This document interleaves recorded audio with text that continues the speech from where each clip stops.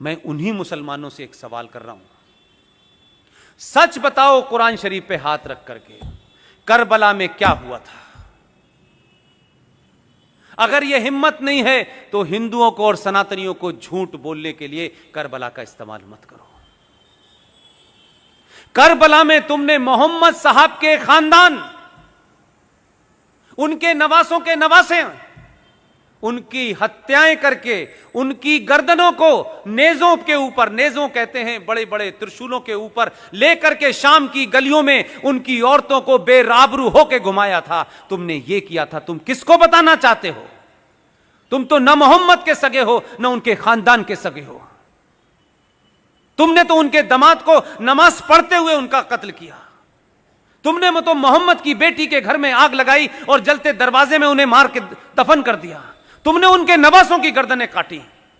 तुम कहते हो कि करबला हमें याद है। तुम करबला के बारे में झूठ बोल रहे हो। आज ये ताकतें कौन हैं? ये वही ताकतें हैं जिन्होंने मोहम्मद के खानदान को मारा। इसलिए अबू बकर से लेकर के अल बगदादी तक एक ही सोच है, जो मोहम्मद के नहीं हुए वो हिंदुस्तान के कैसे हो सकते हैं? जो उनके नवासों के नहीं हुए उसके कैसे हो सकते हैं? हमको सिखा रहे हो? हमने तो और हमारे डीएनए में तो राजा दाहिर सेन का इतिहास नहीं पढ़ा है तुमने, और मक्कार इस देश के इतिहासकारों ने पढ़ाया नहीं है, और हमें यह जिज्ञासा नहीं है कि हमारे पूर्वज कौन थे। राजा दाहिर सेन सिंध का आखिरी राजा था, उसका इतिहास पढ़ लेते, तब भी मुसलमान अपनी मुंह नहीं खोलता आपके सामने। मोहम्मद साहब के परिवार में नवासों के नवासे जो भी रह गए थे, राजा दाहिर सेन ने अपने किले में उनको छुपा करके शरण दी।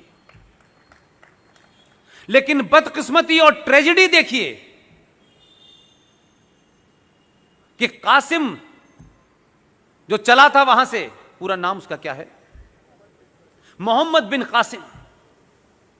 जो मोहम्मद बिन कासिम आया, उसने खानदान के खानदान मारे, मोहम्मद साहब के खानदान को मारा। राजा दाहिर उनके खानदान को बचाते बचाते, लड़ते लड़ते शहीद हो गया, लेकिन मोहम्मद के बच्चों पे उसने आंच नहीं आने दी। उस मोहम्मद बिन कासिम ने मोहम्मद के खानदान को मारा। पाकिस्तान का आज हीरो मोहम्मद बिन कासिम है।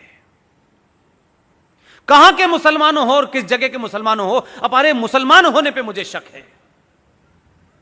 और मेरा शक इसलिए है, जो मुसलमान हैं पूरी दुनिया में, जो कुरान को मानते हैं, जो शरिया को मानते हैं, जो हदीस को मानते हैं, वो मुसलमान होने का पाखंड नहीं करते। तुम मुसलमान नहीं हो। तुम इस धरती पे मुगलों द्वारा अत्याचारों के सामने तुमने तलवार के सामने शलवार पहन ली थी।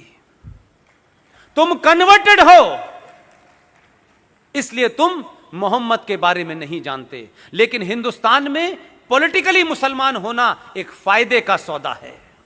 सत्ताएं डरती हैं, लोग डरते हैं, समाज डरते हैं, नाजायज मांगों को लोग मान लेते हैं। इसलिए तुम असली मुसलमान नहीं हो, तुम कन्वर्टेड मुसलमान हो।